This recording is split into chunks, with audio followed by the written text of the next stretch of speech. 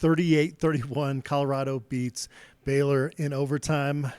I don't know if even having witnessed what we saw, I still don't quite believe it. I don't know what we just saw. I mean, that was amazing. And I know a couple people were asking us because we've covered it so long. Does that rank one among the best games you covered? And you and I were talking about, like, that's got to be off the top of my head a top 5 game that we've covered as far as if you just think about CU wins. But I mean, that was amazing. I mean, to go from, I mean, that looked like a sure loss. You know, when you're down to 2 seconds left in the game, and like, I mean, I was already writing and getting ready to post a story about it being a loss, and then that touchdown pass to LeJohntay. I mean, just, yeah, that was crazy. We're sitting there looking at a video and just the crowd storming the field. I did not think at that point in time we were going to see the crowd storming the field tonight.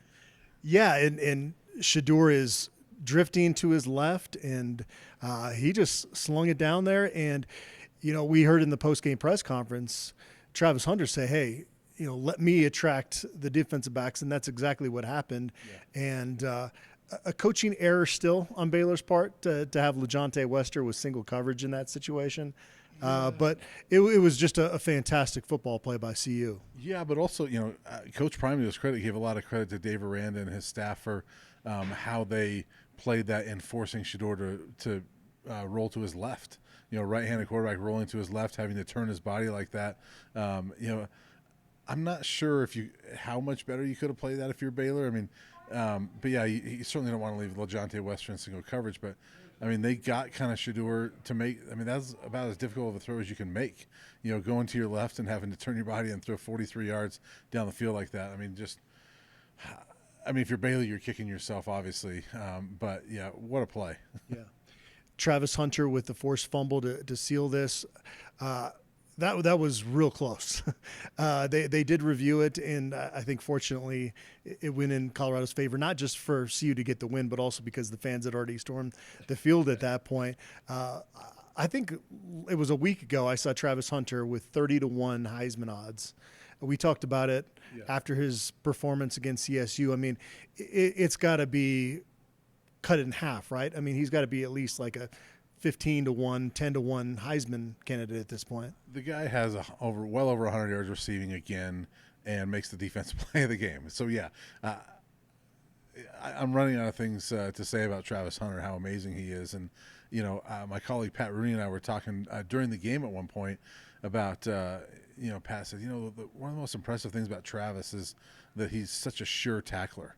And then I said, and a willing tackler. You know, you don't see that a lot of times with DBs. And that last play was the epitome of both of those things. That, you know, he went up there and made a play, was not afraid to make a play, and it was a textbook tackle. You know, getting your shoulder on the ball and poking it out like that. And so it is one of the more underrated things about Travis. I don't think that gets talked enough about. And he did it several times this game. But that play in particular, I mean, what a play.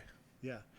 Robert Livingston's defense played pretty fantastic football throughout much of this game. Yeah. Had Colorado not found a way to win this game at the end, I think that would have been kind of the story of like them wasting a really good defensive effort because you got to you look at the scoreboard and yeah, Baylor scored 31, but about 10 of those points were special teams basically giving up those points. Yeah, and Coach Prime said it. Special teams were horrible tonight, and they really were.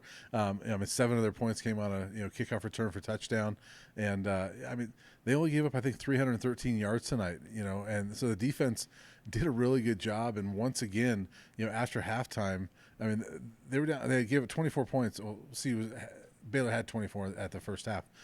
Only 7 points in the second half.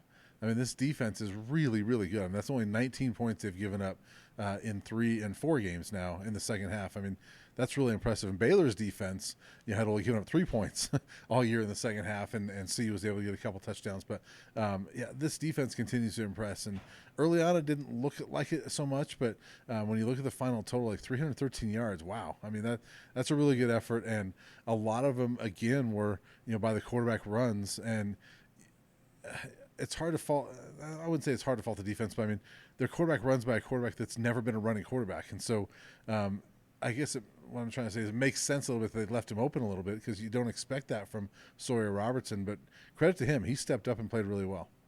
One of the reasons the defense has been playing as well as it has been Cameron Silman-Craig, 13 tackles today. He's everywhere out there defensively. Yeah, and he really set the tone. I mean, he had 5 tackles on the first 7 plays that Baylor ran on offense, and they were solo tackles. I mean, it wasn't just him getting in there after somebody else made the stop.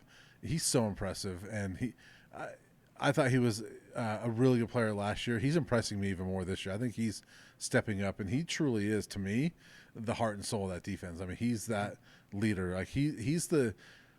To me, he's if there was one guy you said you can't lose that guy in the defense, it'd be Cameron Silman-Craig, because I think he brings so much to that defense. I think it was 8 sacks that Colorado gave up in this football game. So, again, offensive line issues are going to be at the forefront of discussion once again. And like we talked about earlier, special teams issues. Yeah. I guess the silver lining again here is that you're able to win a football game without playing your best football. Yeah, and the offense wasn't super sharp all night either. I mean, they struggled a lot at times. I mean, Shedeur even mentioned it, like he was not sharp for a lot of tonight, and missed some reads. He also missed some throws, and the run game was decent. And they were good when they needed to be.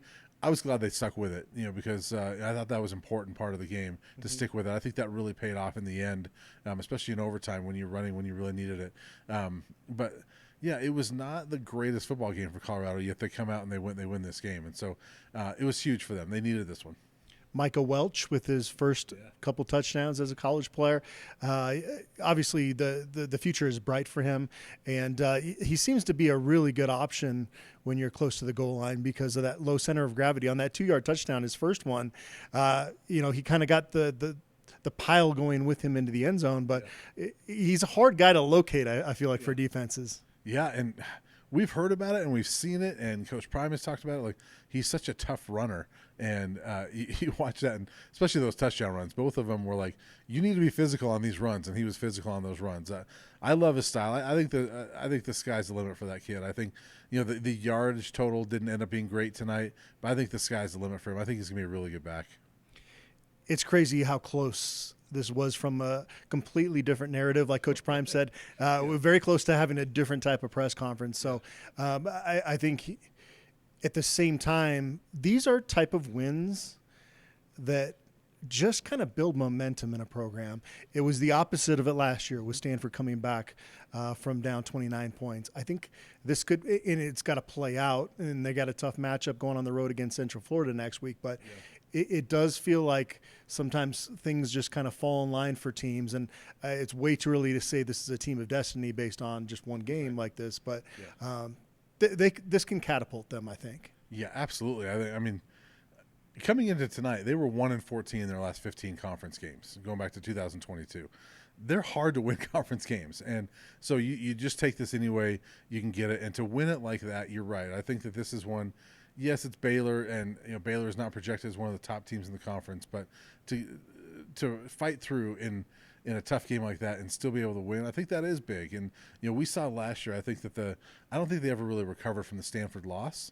They have to use this in the same way, the opposite way, like you're saying. Like, okay, take this and say, all right, we did not play great football, but we won. We've got to use this fuel. And I think one of the biggest things out of it is there were so many guys you can point to and say, man, that guy stepped up tonight. And it wasn't – I mean, it was Shedeur and Travis making the 2 biggest plays at the end. But, and I asked Coach Prime about that. But then he rightfully brought up – he goes, there was a lot of other guys too. And, Amari Miller, I mean, that touchdown that he had was amazing. Micah Welch, Isaiah Augustive, you got to give him a lot of credit because he had some really good runs tonight too. And, there was – Shane Cokes gets his first sack as a Buff. And, there were a lot of big moments tonight and players that stepped up, and there's a lot of guys that can feel good about tonight. Just to close up the way we started, we're going to remember this one forever, I think. This was one of those games where you cover a lot of football games, and some of them kind of blend together. This one's, like you said, it's going to stand out. I look back at some of my early days covering, and I wasn't the main beat writer, so I wasn't at every game. And I look at it, I'm like, was I at that game? I won't forget being at this one. No. Absolutely not. And so, in fact, I was looking at like the 2010 game, the last time Baylor was here, and I was like, did I cover that game? Yeah, I did cover that game. I won't forget this Baylor game. This was a fun one. All right, Colorado improves to 3-1. Like I said, they have Central Florida up next.